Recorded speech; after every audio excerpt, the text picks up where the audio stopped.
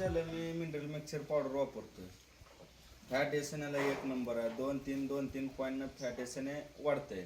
बरं आणि गाई जे आहे ते गाभण राहायला त्रास करत नाही. बरं आणि गाय जर लवकर गाभ जात नसेल तर मिनरल मिक्सरचे डबल डोसमध्ये देताय तुम्ही. दिला तर लवकरात लवकर गाय गाभ राहते. बरं आणि फॅट एसएनला बी 1 नंबर. ठीक आहे.